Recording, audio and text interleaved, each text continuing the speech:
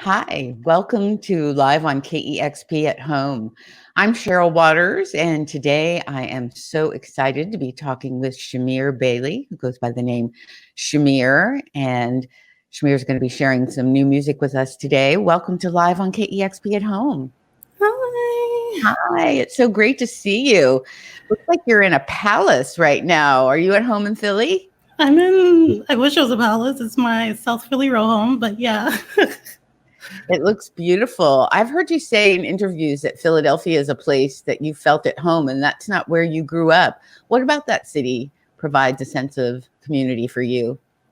I don't know. I think it's the first music scene I've ever felt a part of. I think, I was never really a part of a scene because there wasn't much of a scene in Vegas. And the small scene that was in Vegas, it was only for adults because most of the smaller venues were all 21 and over. So when I got signed to XL at 19, I moved to New York briefly and while I was working on a record, and spent some time living at Silent Barn. I worked and lived at Silent Barn, RIP. But also during that time, I was coming back and forth between Philadelphia, and I kind of just loved just the vibe of the city a little bit more. And I also kind of loved how free flow the music scene is. People playing basements out here. Like you see national and international touring acts in basements, and it's super chill and all ages. So I love that about it. What kind of non-music things do you love about Philadelphia? Because it's such a vibrant city. There's great food there, of course. That's what I was going to say. The food. It's such a foodie city, and I love food. I love to eat, and I also love to cook. And they have a lot of gluten-free and vegan-friendly stuff. I'm not vegan, but I like to eat vegan when I can. Shout out to the Tasty, which is all vegan diner in South Philly that I love to go to.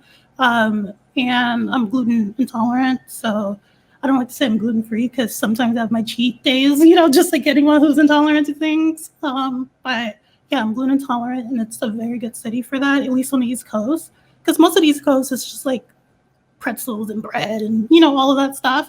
And usually the gluten-free stuff is on the West Coast, but Philly, I think for the East Coast, has the most gluten-free stuff, and it's the most gluten-free friendly. I was so disappointed to have to cancel a trip to Philadelphia in May. I was going to go with my friend and coworker, Erin, and we were going to be there for a week. And we had the longest list of restaurants that we wanted to visit with just a food bonanza trip. But if we reschedule, we're going to have to hit you up. Yeah, please. Let me know. I'll give you a full list. There's so many great places. That sounds great. Well, during a lot of these interviews, I've been asking artists what they've been doing during quarantine to stay busy. And I feel though, you sound like one of the most busy people I've been reading about in interviews right now. You're managing yourself, you're putting out an album, you're working on music videos. What else have you been doing? And are you able to carve out time to refresh and relax? Or is working like that something that invigorates you? Both. I think I love working. It does get overwhelming because on top of everything, for myself, I also run my own label, Accidental Pop Star Records, and we're in the middle of a release right now. And it's the first LP on the label. And just working with other artists as well and trying to stay on top of that. So any free time I have, I'm really just shutting down. I'm just recouping and doing a whole lot of nothing. So by time it's time to hop back on the saddle, I'm refreshed. Well, if I can be a little selfish for a minute, I haven't seen one of your Ratchet TV pieces on Talk House in about a year, and I really miss them.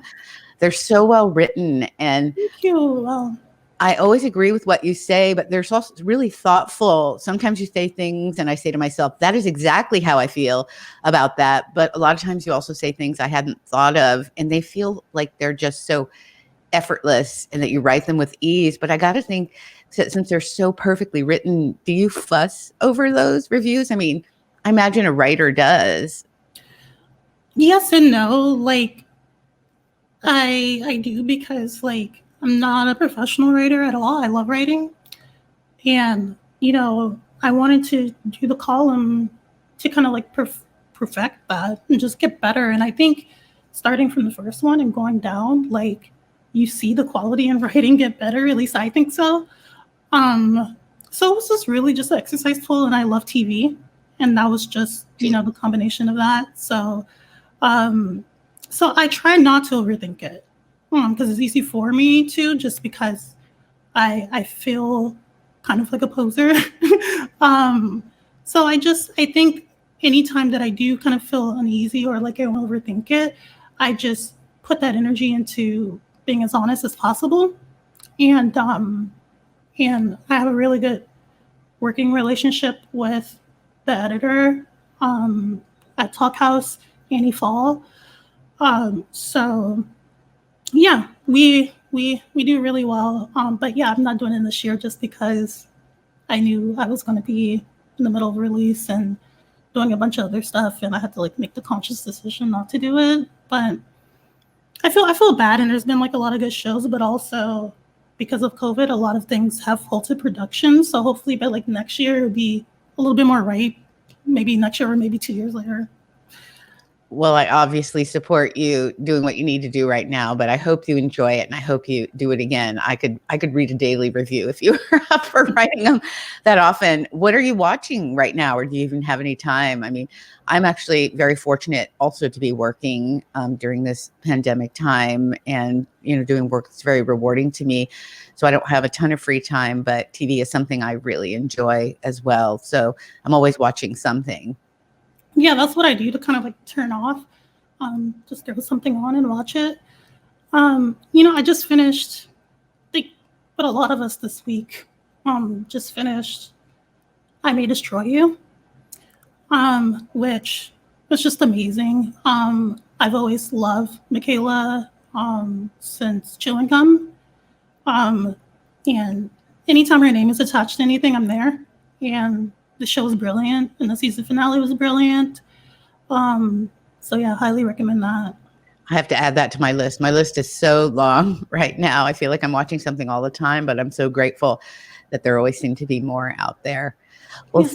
Speaking of what's out there, you have a new record coming out October 2nd, Shamir, and you are showcasing some of the songs from that new album today. And I want to share a couple of those with our listeners now. I want to thank everyone for joining us today. It's a pleasure to have you with us and supporting KEXP. You can find out more about us at kexp.org. And this is Shamir, songs from the new album. And soon I'll be the neon shining moon, and I'll break you out just like the stars. I'll be the earth without disease. You, the human side of me, and I wonder if you'll be the death of me. I tried to leave you straight. You were the thought from yesterday. I tried to live in my cocoon. Keep me wrapped up in you. And I wonder if you'll be the death of me.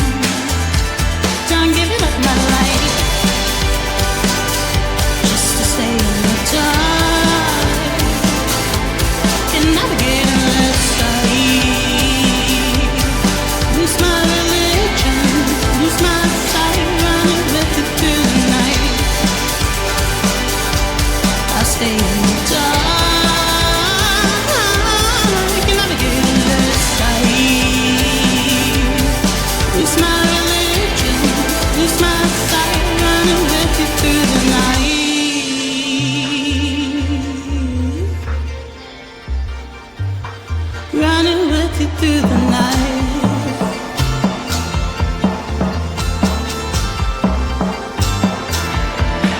You can lose the sight. Oh, you can lose the night. Running with you through the night.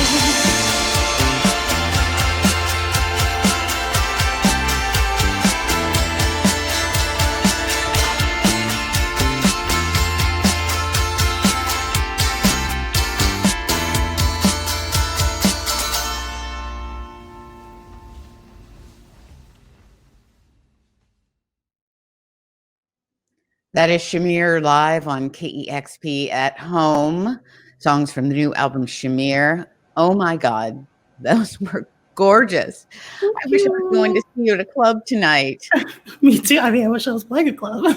You too. Those were beautiful videos. Thank you so much for making those. That was Running, which is your newest single from the new album. And then I Wonder, which we first heard in mid-July. Your new album, Shamir, comes out October 2nd. And after many releases, you're calling this one Shamir. And you've said in interviews that you didn't feel like you needed a name for this album because it's the record that is most you. Tell me what you feel about that. Well, I think, I was so young when I first came out. And I didn't, I was 19. I didn't really understand the impacts of first impressions in the industry.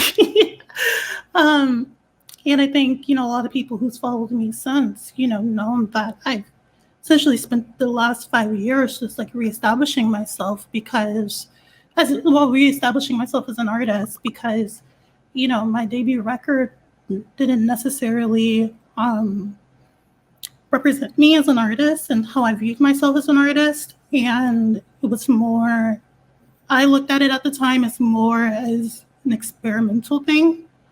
And honestly, to be honest, I didn't think it would do as well as it did. I spent the last 5 years to kind of get to this point. After my debut, it was hard for me to find people to work with, and it was hard for me to kind of get people to get on my side and be like, yeah, I want to do grunge pop, essentially, and they're like, but you did a disco house record, like you can't do that. And so I had to spend the last 5 years just kind of like self-producing my records out of necessity and out of showing people in the world how I always wanted to hear myself, essentially. And my hopes was that from that would, then producers will come. And essentially, 5-6 records later, self-produced records later, Kyle, who produced most of this record, who also, produced Kississippi and Hop Along and just a bunch of other artists that I love, reached out to me. And I was like, oh, this worked. And so I was able to work with a producer that not only got my vision, but I worked well with together and was able to kind of like take my vision and kind of bring it up out of the mud. And not to say that any of my self-produced records was not my vision. It was, obviously, since I self-produced them, but like I didn't know what I was doing. I'm getting better now, but like I didn't know what I was doing. And I was just trying to get it as close as possible. And I think this is the first record where it sounds exactly how I imagine it. That's great, because you said that you didn't know that it would be as successful as it was. And it was pretty successful right out the gate with your first record. And you had a lot of people around you trying to tell you what to do. And I think, especially as you mentioned, for someone so young, you really held firm and said, no, I want to do what I want to do. And I imagine it was a struggle at times, but it has to feel great that, you followed your own creative aesthetic. I mean, there's been a lot of talk about the shift in musical direction for you And, while it may be surprising to some, it seems like a very natural evolution to me for an artist as creative as you are. I think this new record strikes a great balance to what I've seen you do through all your records. And I'm wondering what you think. A lot of people are calling the songs that they've heard on the album so far accessible, and the most accessible record since Ratchet. And what are your thoughts about the term accessible? I think it's true. I think my records post Ratchet and before this one weren't necessarily accessible. It wasn't really something I was thinking about. I think, at least for me, as someone who really loved dissonance and just grew up non-ironically liking the avant-garde or just liking avant-garde just because, and like not because I positioned myself to look cool or anything. Doing something accessible has to be on purpose for me. Like, it has to be something that I truly think about. But with that said, I think every artist should strive to be accessible. I think there's a classist level to anything that's high or mid-brow, That's not what I'm trying to go for, like, ever. Like, I want to be as accessible as possible, especially as a Black and non-binary artist, Like, I think the more I'm out there, the better. So, yeah, I think it's accurate, and I think it's something that I wanted and thought about and made the conscious decision for. You've described in interviews viewing this record as a fun musical challenge, and I love how many genres you've explored through the course of your career. I mean, some of your songs that you may describe as less accessible are some of my favorites. I mean, The Things You Loved just guts me every time I hear it. And does switching up your sound fuel your creativity? I mean, where do you look for inspiration for the songs, especially on the new record? Where did you go? I think for the new record, just a lot of 90s stuff, because I think of any decade, the 90s, even though I never, I think, when I first started to get into just guitar-based music, the stuff that really resonated with me were kind of like late 70s, early 80s post-punk stuff. And I think that's really where I've just got my sense of melody and maybe even guitar style or like whatever. I didn't really get enamored with 90s music until I realized kind of like the combination of the late 70s, early 80s post-punky stuff that I was listening to with the modern pop stuff that I also love kind of morphed into a sound that resembled the 90s. What are some of those bands that we were listening to, the both styles? Like the Slits, like Cut by the Slits is one of my favorite records ever. It was actually funny today because David Yao from Scratch Acid just sent me a selfie, and I was like freaking out about it, like literally before we started chatting for this live stream and everything. So like Scratch Acid, of course, and just a lot of just like that post-punky stuff from like the 80s and the Raincoats, obviously. And so yeah, it wasn't until after Ratchet where I really kind of got into like the 90s sound, after I was given RIP, he just passed, but I was given a box set of Unwound records. And I just had an epiphany. I was like, okay, I can fully, it was almost like the last piece of like what I needed to do to create the sound that I wanted to create, essentially. And so I dived a lot more into the 90s stuff, a lot of stuff that I already heard, but just kind of like in passing. And what I really liked about the 90s is that, just like I said, it combined the modern and the past stuff that I loved, and just the fact that the 90s was really good at making alternative music pop. Like it was everything that was pop in the 90s was like alternative, like with grunge. And, I was talking to Sadie from Sweetie Ortiz, even down to like more R&B and hip hop stuff with like Missy Elliott and like Timberland, like that stuff was weird, and that's what I loved about it. I love that you love Unwound. That, of course, being from the Pacific Northwest, was a very important band for me in the 90s. And I love that you have incorporated so many styles of music into your sound. You shared the first song on your album was On My Own, and then in mid-July, I Wonder, which you just performed for us, came out. And I heard somewhere that I Wonder was partially influenced by Keith Haring's work. And you might notice I have a little book here in the background. I mean, a true pop icon with such a bold style. He had such a prodigious output. It brought him global recognition. And that's kind of how I would describe your work. And I'm curious how that, or if it's true that that was an inspiration for I Wonder, and if so, in what way? It was more visually. The video was directly inspired by one of his pieces that I saw just while watching a documentary about him. And yeah, just like you said, I just kind of felt this certain level of kinship while watching the documentary. Like, obviously I knew of him, just kind of like again in passing.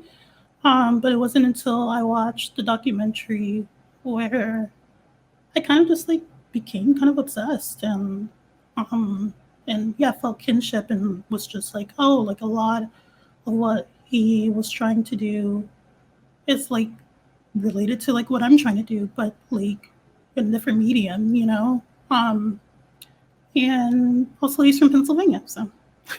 There you go. Yeah, I mean, I do feel like there are a lot of crossovers there, and what I think about different art forms, but what you're doing, I mean, he unapologetically, you know, addressed and denounced things like racism, capitalism, homophobia, the nuclear proliferation, environmental degradation. I mean, the list just went on, and he was so bold in that and ever changing in his interests. And again, I think that describes you.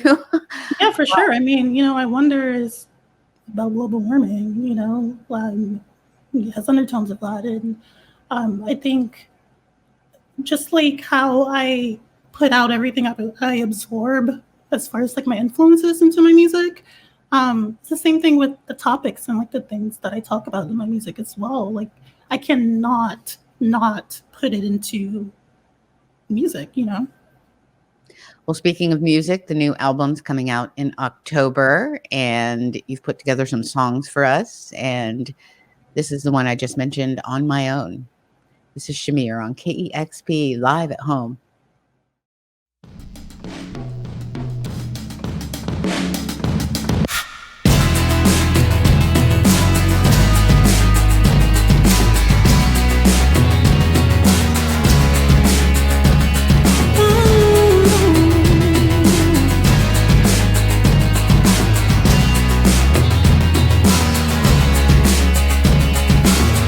I used to think that life was fleeting.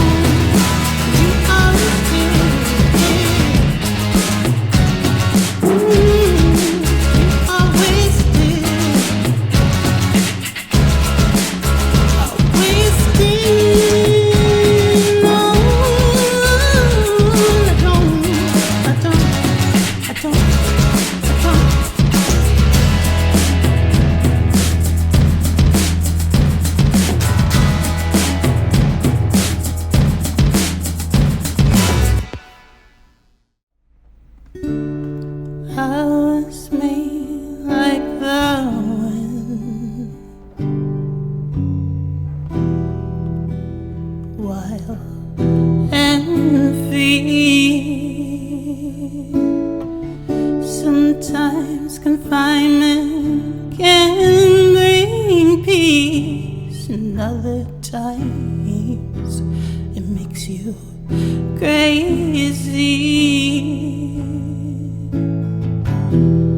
I just wanna live my own life, but that just can't be.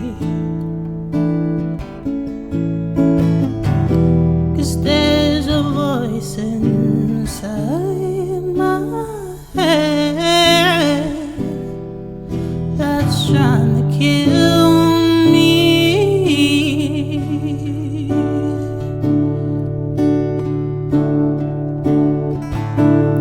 I just want to fly, take off and spread my wings, but then I get paranoid, and I never want to leave. I just wanna live my own life, but that just can't be. 'Cause there's a voice inside my head that's trying to kill me.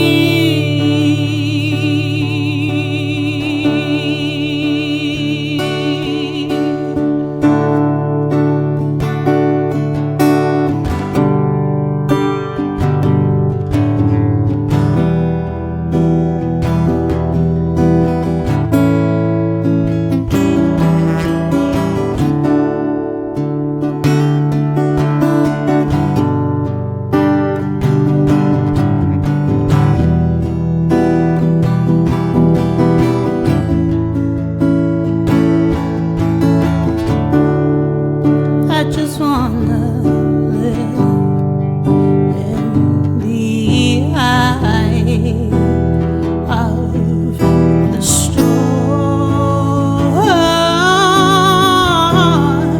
I just wanna live my own life, but that just can't be.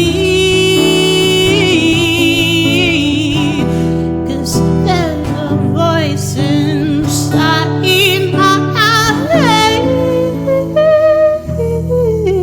that's trying to kill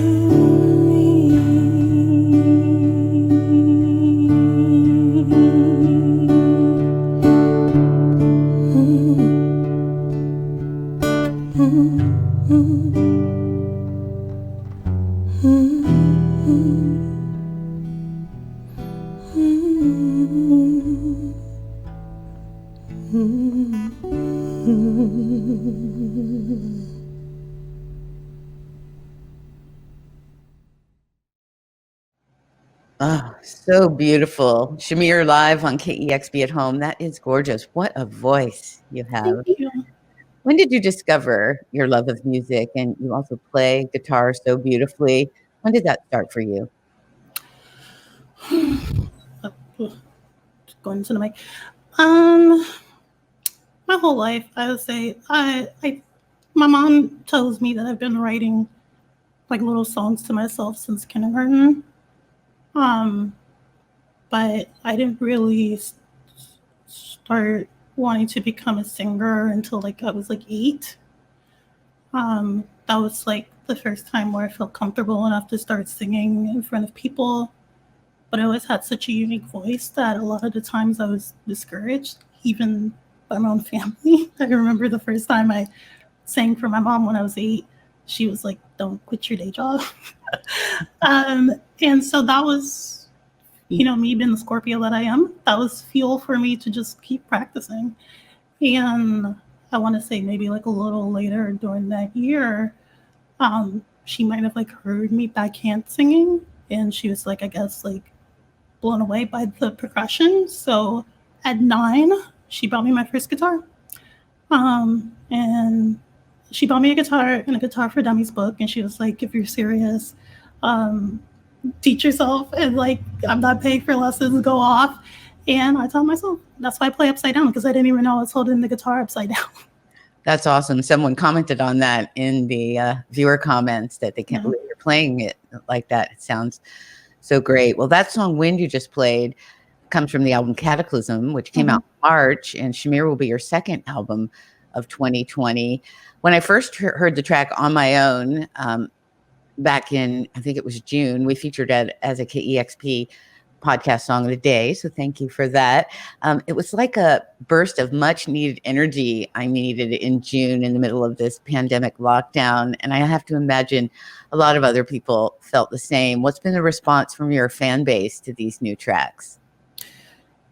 Great. I mean, I think it's the first time where I was able to merge the Ratchet lovers and the indie rock Shamir lovers, and and that was the goal. That was the point. I felt like so many sections of my fan base felt alienated for so long. I felt like just like the indie rock Shamir lovers and the Ratchet Shamir lovers were just constantly at war, and I hated to see it. I felt like the Ratchet lovers felt starved out. And so again, that kind of goes back to like the accessible thing.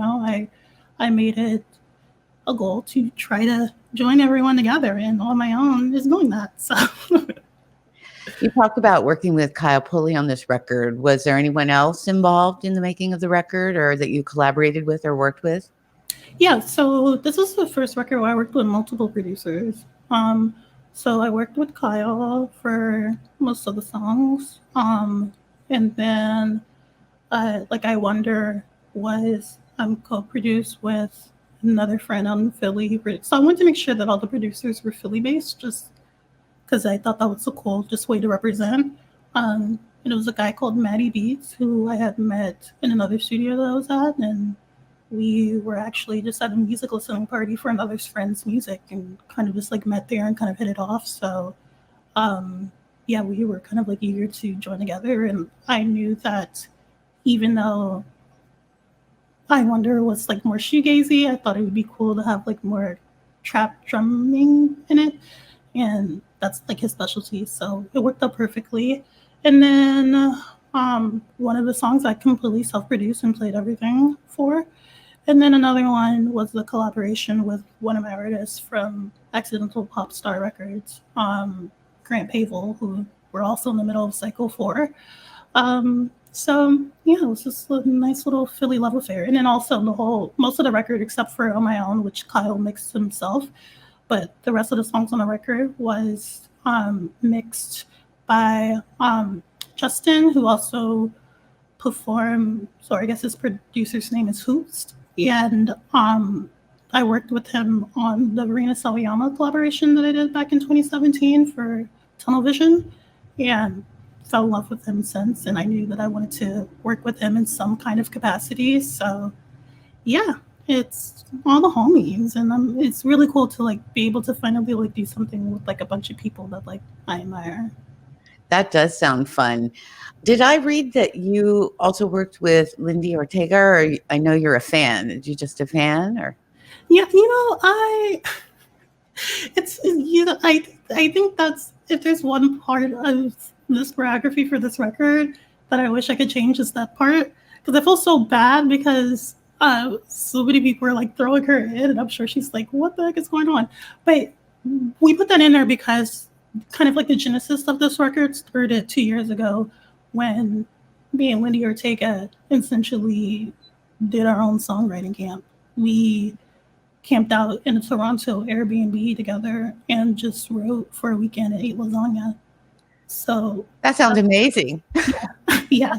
So she didn't like write anything.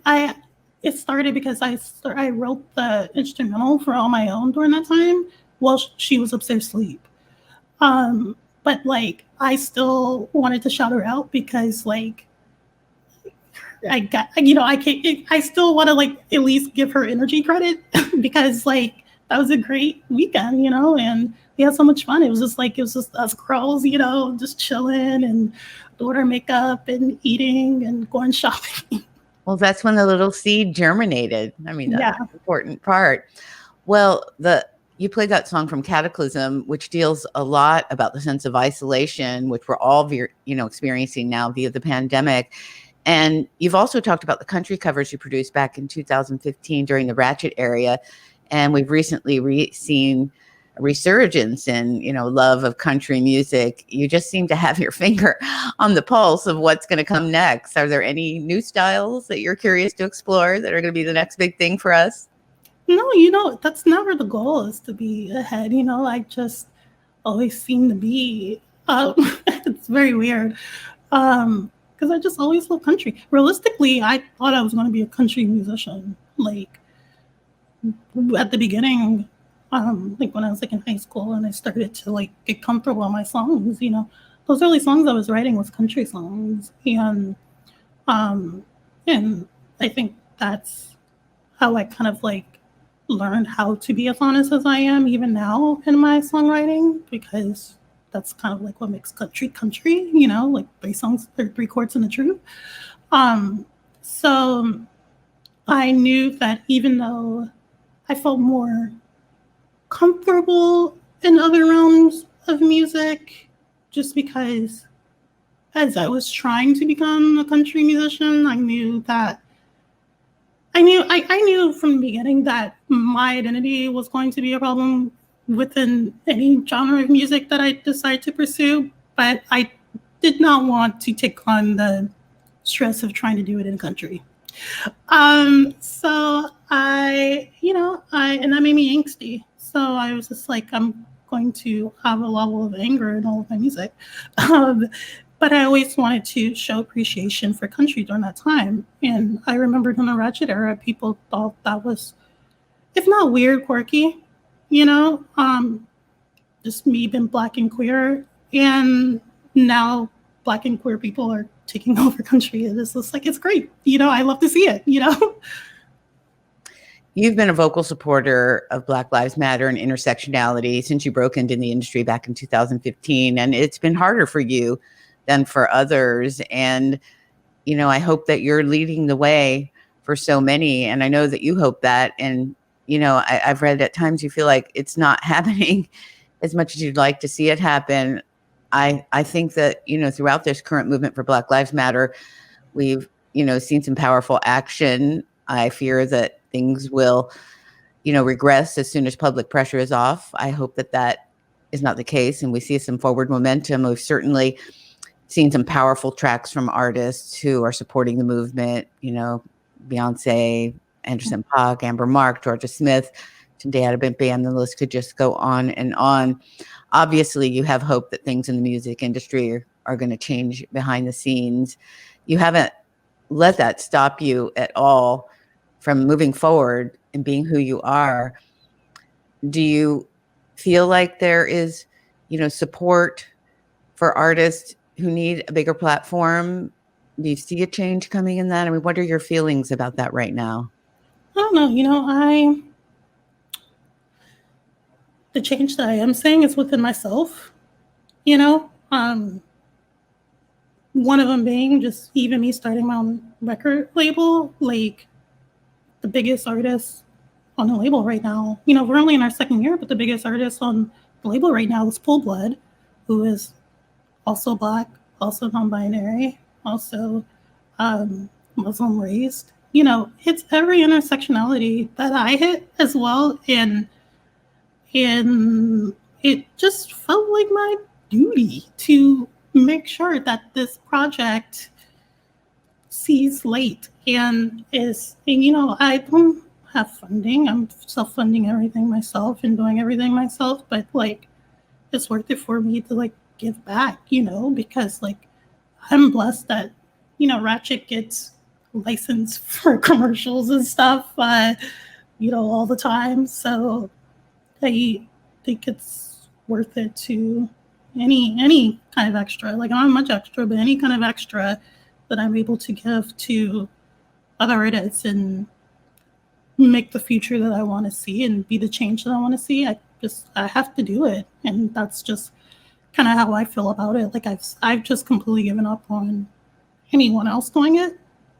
It's just I've just put that upon my shoulders, which may not be fair to me, but I'll feel better once I see the results, which I am, and it makes me feel better, and it makes me want to work harder. I'm super happy that you're following your own path and helping others, providing a platform and supporting them, and so grateful to talk to you and have you here with us today. You've made one last song for us today. This one's a cover. Do you want to introduce this one? Yeah, so this is a cover of Lose This Number by Christian Lee Hudson, who is so good and so talented. This record was produced by Phoebe Bridgers. And I think they're so good together because the record is just immaculate to me. But also, like, me and Christian have, like, really become fast friends. It's really hilarious because I felt such kinship, and specifically this song while I was listening to it. And I was just like, this person is a Scorpio. Like, I know it. And I looked it up, and it was true. So I like DM'd him, and I was just like, I knew you were a Scorpio. And it's so funny because his birthday is like 2 days before mine. So we added each other on CoStar, and like literally our charts are identical. It's like insane how identical it is. And it's like so funny because like we both have like the same like sense of humor, and like it's really kind of like funny because like we're so different but also like so like. So yeah, this is the song that kind of like blossomed a nice little friendship. Well, it's Shamir live on KEXP at home. It's the Christian Lee Hudson song, Lose This Number, KEXP.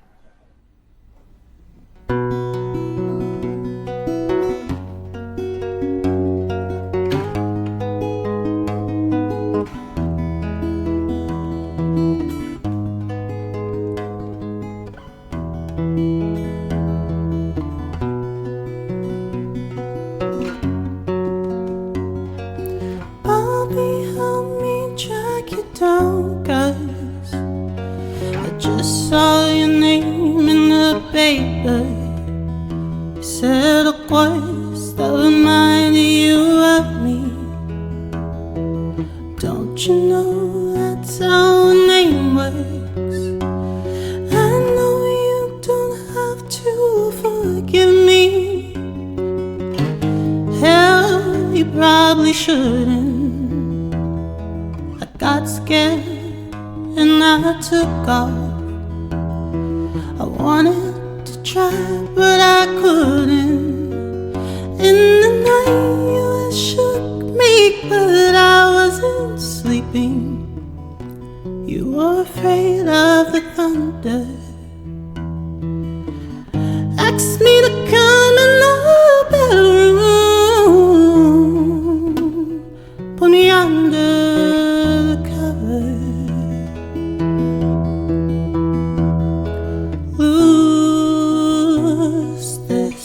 Number, lose this number.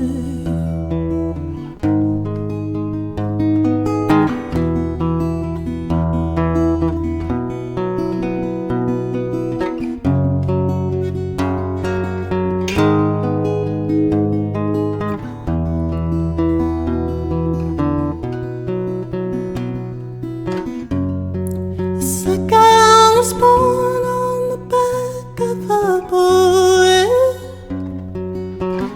with your name written on it. The city will probably kill me. It's the only thing keeping me honest. I wanna crawl into this daydream I'm having. We live here forever. Confetti blowing into the ocean. The three of us finally together. And then just gonna be asleep here 20 years was younger. Smell of sugar and seaweed, Indian summers.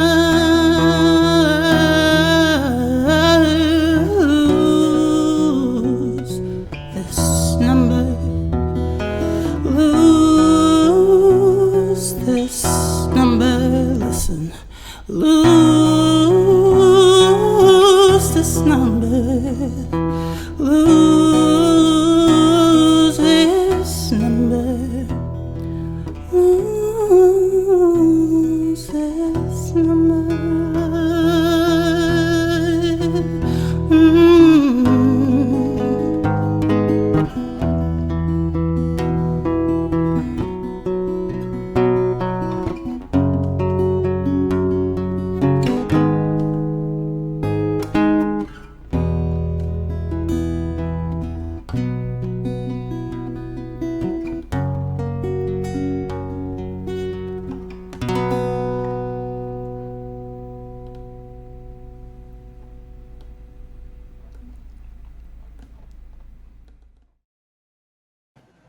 Ah, so beautiful. Does Christian know that you've played that, or has he heard that? I warned him last week that I did cover it for this, but in that I flubbed one of the lyrics. So if anyone caught that, I know, and he knows, and we know. But I didn't send it to him. You're just making it your own. That's beautiful. I was just watching the video of his Love for the that. video. It's really beautiful. Speaking of videos, I love your videos for On My Own, and I wonder, and I was so happy you shared the song Running today. I should mention that the video for that is going to premiere in about 15 hours. So I'm looking forward to seeing that. And I'm so delighted to be talking with you today. You mentioned you and Christian being Scorpios. I also miss Shamiroscopes as well. Yeah. You know, I really, there's so many things I want to do. And, you know, my friend described it as being cursed with talent. And like, that's how I feel a lot of times. I don't want to sound like Beyonce, like, why did God make me so perfect? But like, you know, Why did God make me so perfect? it's just like, I want to do so many things. And like, I feel confined by just doing one thing. But also I have to like be responsible and like not burn myself out, and I try to be very mindful of that. So, but you know, and nothing's indefinite. Like I could pick up anything again, and that's also the great thing about things that I do decide to hop into, either when it comes to like music or writing or like anything. I make sure it's something that I can always pick back up or put down, and it won't be kind of like a big deal. Like I know if I went to Talk House and be like, I want to start this back up, they'll be like, lit, look, let's do it. So That's great. Well, earlier you said that you're not really a writer, but I would argue that you are a writer. And when you're ready to pick that back up, I'll be ready to read it. Thank you again so much for joining us today. It's been such a pleasure. Can't wait until the new album comes out in October and to hear more songs from it. It's been really fun. It's Shamir live on KEXP at home. Thanks to all of our wonderful viewers for joining us today. Discover new music at listener-powered KEXP.org.